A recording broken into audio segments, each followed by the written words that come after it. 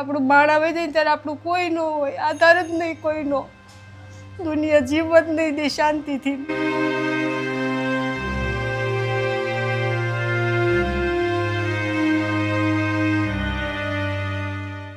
દુનિયા દેવાય રાજી ન હોય પણ એ દયા કરવાય રાજી ન હોય. આપણો કોઈ સહારો ન રહે, કોઈ માણા ન હોય ત્યારે બધા આપણને છોડી જ દે.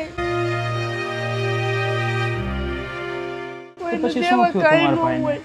જોને સુસાઈડ કરી લીધી એને. ઓહો, કાપી પડી, સુસાઈડ કરી નાખી.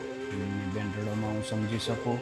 કોઈનું સાંભળ્યું નથી, કોઈની હિંમત રાખીને હું આગળ નીકળી એટલી કામમાં. નહીં બેન, કરવું જ પડે પોતાના સંતાનો માટે. મારા છોકરાને હું ભણાવી નહીં પૂર્ણ કરી એમ. આપણે વારે વારે કોને હાથ પાય લાંબો કરો, ભાઈ તમ દ્યો, ભાઈ તમ દ્યો. તમારી જેવા કોઈ દયા કરે, થોડુંક ખાવા પીવાનું દઈ દે તો આપણે છોકરાને ભણવાનું થયા કરે એમ. હિંમતની વાત કહેવાય કે ભાઈ આવી પરિસ્થિતિ છે અને બધી જવાબદારી છે તો પણ તમે એટલી મહેનત કરી રહ્યા છો એમ. તો મારા ઘર પરિવારે કોઈએ નથી કીધું કે હાલે બટા તું 500 રૂપિયા 100 રૂપિયા તે કોઈનો સહારો નથી. મારે મેં એકલી મહેનત કરીને એટલે પોગાડ્યા મારા છોકરાને. તો પછી અત્યારે કોણ કોણ રહ્યો છો પરિવારમાં બેન? અત્યારે અમે 3 જ રહી છીએ, મારા છોકરી છોકરો હું 3 જ. તો પછી આમ તમારું મૂળ વતન કયું છે બેન? દોલતી. તો પછી ગામડે કાંઈ નથી બેન? નહીં, કાંઈ નથી. તો પછી મારા ભાઈને કેટલો ટાઈમ કાંઈ નહોતું, એને 11 વર્ષ થઈ ગયા. તો મારા ઘરના કે મારા ભાઈ કોઈ મને પૂછવા નથી આવ્યા બેન તારા ઘરમાં છે કે નહીં એમ. કાંઈ ગમે એ વસ્તુ હાલે લઈ દે, તને આ લઈ દે, છોકરાને 2 જોડી કપડાં લઈ દે, કોઈને કોઈની દયા નથી.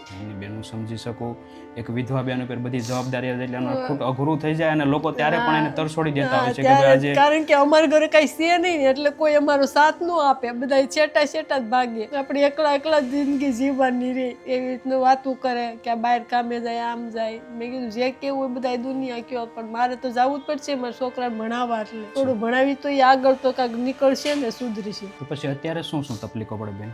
ભણાવવાની તકલીફ પડે, ખાવા પીવાની.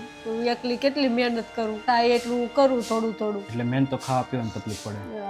કાંઈ નહીં બેન, રડોમાંથી જે પણ મદદ થાય ને એટલી મદદ કરવાની કોશિશ કરું. તો બેન આજની આ ખાસ રાશન કીટ છે મહેશભાઈ ગોપાલભાઈ પરમાર, એમના નામ ઉપરથી બેન આ આખી રાશન કીટ તમને આપવામાં આવી છે. બેન તો શું કહેશો એમના વિશે? ભગવાન એને માતાજી સુખ શાંતિ આપે, ભગવાન એના પરિવારને સુખી રાખે. ખાસ થેન્ક યુ સો મચ મહેશભાઈ ગોપાલભાઈ પરમાર, તમારો ખૂબ ખૂબ આભાર કે આજે તમે આ નિરાધાર પરિવાર માટે, વિધવા બેન માટે તમે જે પણ રાશન કીટ મોકલાવશો. Thank you so much. તમારા પરિવારને માતાજી ખૂબ લાંબુ અને સ્વસ્થ આયુષ્ય આપે અને બસ આવીને આવી રીતે જે નિરાધાર નિસહાય પરિવારો છે એમની તમે હર હંમેશ મદદ કરતા રહો એવી પ્રાર્થના. તો બસ પ્રેમ સપોર્ટ આપતા રહેજો અને રીલને વધુ શેર કરજો.